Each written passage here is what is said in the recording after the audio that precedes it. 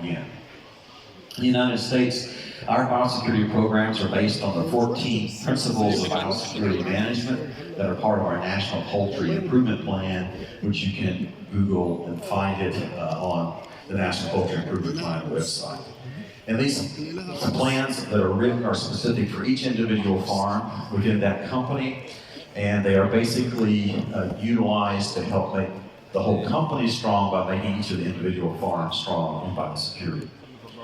One of the main changes that has happened with this new virus, the goose guangdong disease that has come across into North America, is the change in the line of separation. So historically, with all the emergent high-path AI viruses, the primary barrier is at the farm gate, because most of the viruses that are high-path are transmitted farm to farm. But with this entrenched 2.3.4.4b virus, it is the barn door now that is the primary barrier, because the virus can be carried by migratory waterfowl and carry domestic birds that go beyond the fence and the gate, and it has to be stopped at the barn door.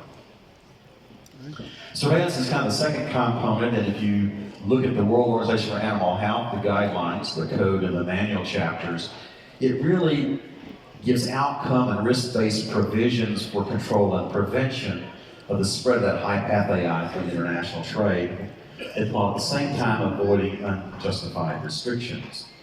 And in the code, one of the most important provisions is bullet point number 3 of 10.4.3, and it says the absence of infection for high-path AI should be based upon surveillance. So surveillance is that critical piece to say, are you free countrywide, are you free by region, are you free by compartment against high-path AI? And the third component is that stamping out part. And it really began to be used heavily in the 1920s against foul plague, which is another word, an older word for high-path AI. It includes this whole comprehensive process that I had mentioned earlier. And it really looks at depopulating of infected flocks. Some countries, they may actually do more than the actual diagnosed flock, but may do also dangerous contacts or other types of methodologies in determining that. And it really is based upon the concepts developed in the 1700s for control of other livestock diseases like rinderpest in Italy in 1711 for really first widespread implementation. In the United States, our high-path AI response against the virus itself follows this general guideline of detect the virus, quarantine the farm, appraise the poultry that are there that are alive, to set the value that the farmer will receive in compensation, a depopulation, a compensation. You manage the disposal in a safe way. You eliminate the virus on the farm either by a wet or a dry disinfection method. You then test the farm to assure that it's free, and then you restock with clean animals and then maintain that biosecurity. So you reassess the farm biosecurity plan. So it has been a successful strategy for us in the U.S. against emergent high-path AI viruses. When it's applied comprehensively, when it's done very rapidly, and in the early process of detecting infections so you can do the depopulation correctly. Now, the World Organization for Animal Health, the code and manual do support vaccination as a control tool, especially in the presence of appropriate surveillance to demonstrate the freedom from that high-path AI infection. WOA did issue a revised policy briefing on high-path AI vaccination in December of 2023, stating that stricter biosecurity measures and mass culling of poultry may no longer be sufficient to control the disease, and poultry vaccination can no longer be excluded from the available alternatives and should be considered a complementary tool. Unfortunately, there are some barriers that are preventing widespread vaccination, more use of vaccination as a control tool. One is potential non-tariff trade barriers by importing countries, and defining what is appropriate surveillance that's needed to demonstrate that freedom from infection. So what can vaccination do? We know from multiple experimental as well as field studies that high-path AI vaccination increases the resistance of poultry to become infected by avian influenza virus. And this can be quantified by showing that it takes between 3 to 4 logs more virus to produce infection in vaccinated than non-vaccinated poultry. And if you do get an infection in a vaccinated poultry, you also see a great decrease in the replication and shedding of that virus, generally between 10 to the 2 to 10 to the 5 log of the virus reduction in that shedding process. And it prevents disease and death in the poultry. So, from an epidemiological standpoint, what this translates into, what the result of this is it reduces the environmental contamination. And as a result, it reduces the transmission to birds within that premise, and it reduces the spread between barns and between premises. So what this means to the farmer is it maintains the livelihood of growers and the food security of the consumers. It improves animal welfare because you have many fewer outbreaks, less suffering of the poultry, and it prevents human infections. It has been demonstrated in several countries, including China, Vietnam, and others. So vaccination has to be viewed as an additional layer of protection on top of biosecurity measures and stamping out, but it does not replace them. So vaccination could fail if you don't practice biosecurity, if you don't practice stamping out. It's only an adjunct treatment to help in prevention. And the second point is the vaccination for most countries should be risk-based to the most susceptible species and geographic areas. And avian influenza vaccination should always be practiced in the avian influenza vaccine stewardship. It's not just vaccinating, it's the whole process of continual reassessment of the vaccines, make sure they work, make sure they're applied correctly, and make any corrections that you see for deficiencies in their use. So avian influenza vaccination, how it really works is it impacts multiple areas of immunity depending on the vaccine platform that's used. For example, the oldest and probably the broadest understanding about vaccine protection is based upon humoral immunity, the production of antibodies. In the case of birds or poultry, we talk about IgY antibodies, which are similar to the IgG of mammals. But even in the early production of immunity, we have the IgM, and that's the ones that are the primary ones we look at for humoral immunity. Protectively wise, the hemagglutinin is the main protein of the virus that generates those antibodies that are protective. Although neuraminidase can provide some protection, generally most inactivated vaccines do not have enough neuraminidase protein to provide the same protection as the hemagglutinin. The internal proteins do not provide protection even though there are antibodies produced against them. But we also have cell-mediated immunity that's more broadly protective, more reactive against a very divergent group of hemagglutinins, but in the same subtype. And this is one of the added values of a live vaccine, like a live vectored vaccine, because you get that cellular immunity to help in the protection. And also mucosal immunity at the site of the introduction, which would be the respiratory and the GI tract, that also can provide some protection. And just an example, recently a study here actually in Egypt showed that specific IgGs, which are part of the mucosal immune system, are produced in the Harderian gland from a recombinant HVT-H9 in vaccinated chickens. So there is this mucosal immunity from some of the live recombinant vector vaccines.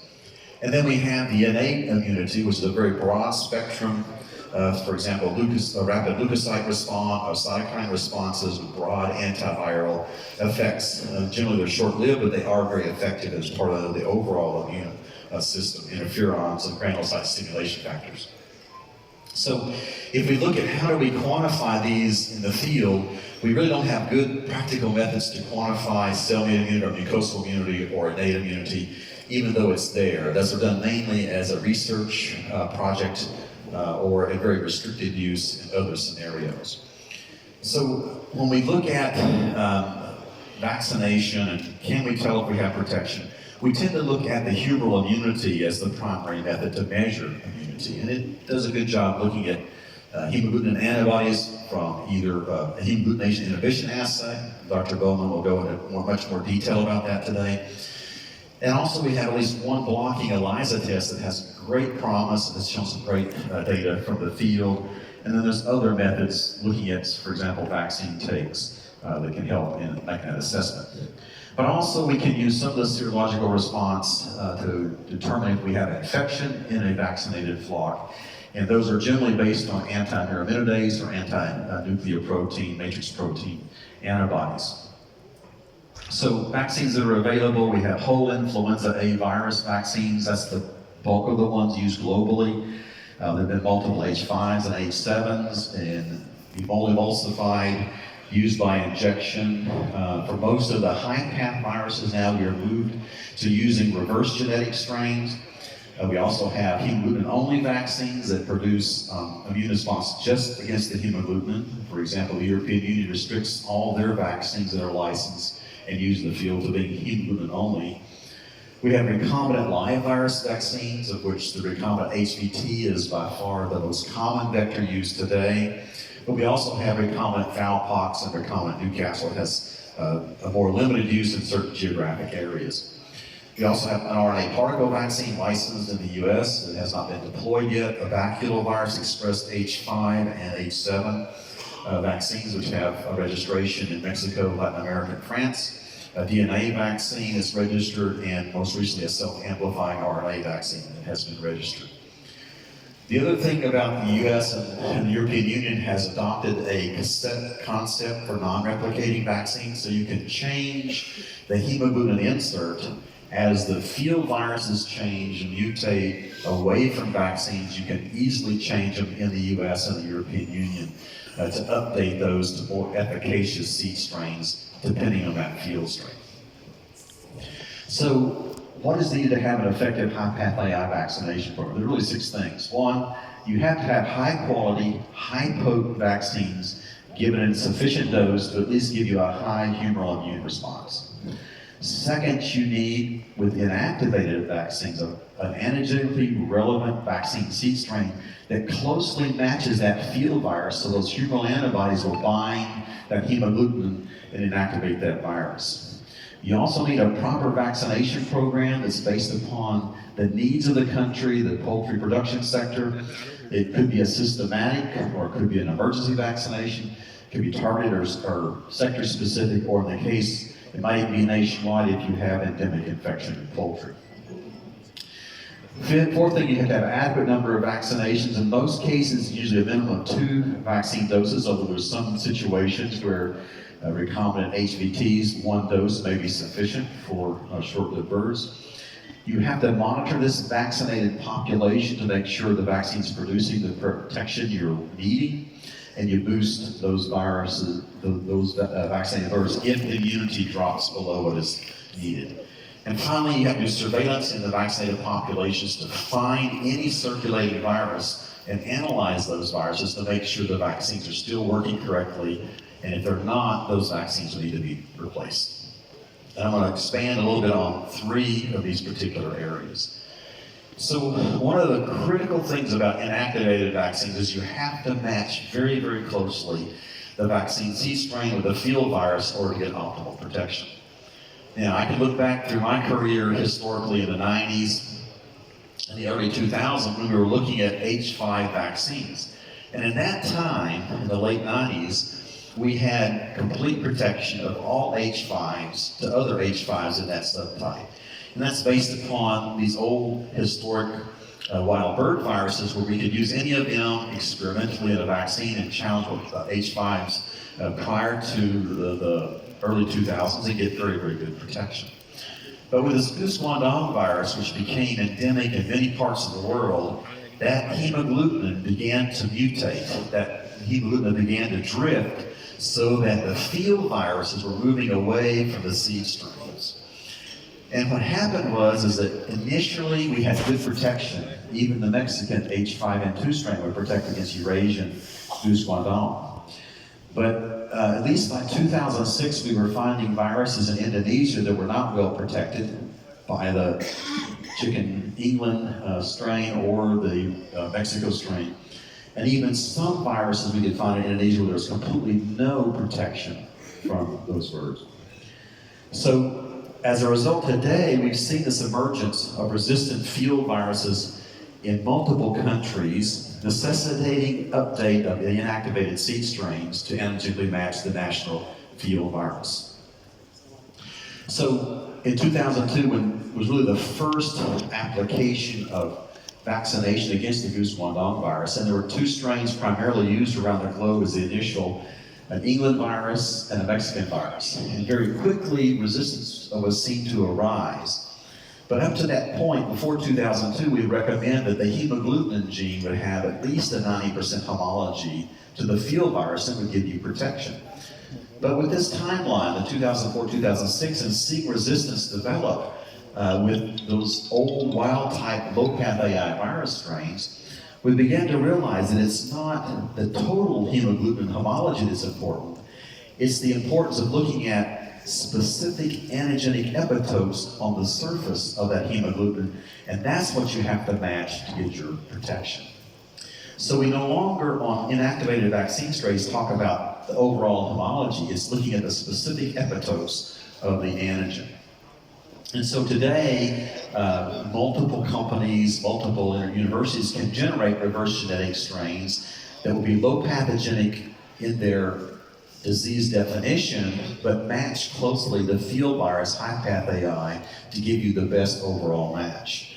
There are a few countries that do use highly pathogenic viruses as vaccine seed strains, but I'll mention that WOA does not support using high path seed strains because they are a risk for both biosafety and biosecurity if you make a mistake. So essentially, in the main vaccine using countries, what has been replaced rapidly of the old low-path wild-type strains is reverse genetic strains that match the field viruses that are circulating. And we have globally a program that's jointly ran by the World Organization for Animal Health and the Food and Agriculture Organization of the United Nations that helps countries match the vaccines to their field viruses who get optimal protection from inactivated vaccine seed strains. This is the most recent report from OFFLU, which is that organization, showing you the in vitro serological assessment of inactivated vaccine protection based on antigenic distance. And so what you want to do is just look at this as red and green. Green is good, red is not protecting. And so if we look at sera from most of the 2344B vaccines and 2344C vaccines, and if you are at a 0 to 3 dilutional series of protection, that is the green, and that really tells you that you're protected. And most of the field viruses, the 2344Bs that exist around the world, are still protected by these 2344B and 2344C vaccines. However, we have seen in Africa a rising of early resistance against inactivated vaccine seed strains, where we have a 4 or greater dilutional titer or antigenic distance. And if you look at the old vaccines, which are here on the left side, most of those are pink to red, indicating that they are no longer adequate to provide protection as an inactivated vaccine seed strain. And the cartographic map, which is a map representation of what you would see on a table, shows that antigenically the 2344Bs cluster together with the 2344As and 2344Cs, but they're much different than the older goose guandong vaccine seed strains. And so the protection is much more limited to those alike. And these are challenge studies, Dr. Bowman's going to cover some, will corroborate a lot of these findings. So I wanted to show you one experimental study. This one was a study done several years ago in my lab. We compared an inactivated vaccine and a live vector vaccine in a recombinant HVT. These are both experimental. It's the exact same hemagglutinin. One is in an inactivated vaccine and the other one is in a recombinant HVT. And then we vaccinated chickens, these are white leghorn chickens, and then we challenged with different high-path AI viruses, 4 that are different types of goose guandong lineage viruses, and one that's a North American Mexican lineage. We standardized the process. We vaccinated at 3 weeks of age, and then 3 weeks later we did our challenge and took samples for looking for virus from the oral forms of cloaca and also blood birds. So with the homologous insert and a challenge virus, what we found is both the killed and the recombinant provided 100% protection. We could find that it reduced the virus shedding. There was no difference between the 2 groups in which vaccine you used when they matched like that. And you could identify antibodies from both of the vaccine strains. We could find the same response if we looked at a closely related 2344D virus as well as a Mexican lineage virus from 1995. However, when we move to a 2321B virus, and this is a resistant strain to many of the vaccines, this virus came from a duck in Vietnam, and just look at the morbidity and mortality, you can see that the recombinant HVT gave better protection than that of the inactivated vaccine. This is, of course, a concept. And if you look at virus shedding, you'll see that this reduction in shedding is reduced with both groups. However, statistically, at least on day 4, there is better reduction by the recombinant HVT than by the inactivated vaccine. And then, of course, if you look at the antibody with both vaccines, the titers are greatly reduced because this is a variant virus that's way away from it antigenically and genetically. So one of the studies that I had the opportunity to work with Dr. Spackman is we took and looked through all the literature of all of the studies, the protection studies. And this is the kind of the conclusion that she came up with in this analysis. Was one is the recombinant HVT vector vaccines are much more tolerant of antigenic variation in that hemagglutinin and still giving you protection. So that with the HVTs, you had to have between a 90 and 93% homology to the field virus that gave you good protection. But when you look at inactivated vaccines, you had to get close to 100% similarity to get protection across all the studies. So the recombinant HVT gives you that broad advantage of protection. And why is it? It's because the recombinant HVT induces immunity in all 4 types of immune system, whereas the inactivated is really limited to humoral immunity. That's the part that's most likely to develop resistance. There are other advantages to recombinant HVTs, including resistance is slower to occur.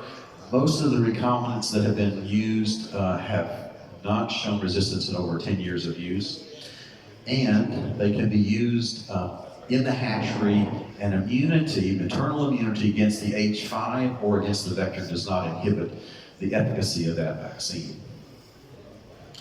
So how do we really kind of develop and maintain that field of protection? You get really good protection with inactivated vaccines, no doubt, but you have to match the seed strains of the inactivated vaccine very closely to the field virus to keep that protection. You can also, as resistance begins to develop, you can increase the antigen mass to give you a little broader protection, or the number of vaccinations, repeat the vaccinations, to give you a broader protection, or change the adjuvants to increase the types of oils, surfactants, and cytokines in them. But also you could look at vectored vaccines like the recombinant HVT. It gives you a broader protection and the less frequent hemagglutinin insert updates, and overcomes that maternal immunity to H5. And you could even look at enhancements like the COBRA, which is a computerized way of taking multiple viruses and pulling them together to look at where are the primary amino acids in those antigenic epitopes that provide you the protection. So when you look in the field, how can you optimize this? Well, multiple vaccinations can enhance the immunity of the field, especially if you use 2 or more antigenically diverse seed strains. So, for example, one of the ideal ways is to do a prime boost program where you prime in the hatchery with a recombinant HVT-H5, and then in the field, in the pull it draw it phase, you would boost them with some kind of a non-replicating vaccine, an inactivated vaccine or similar.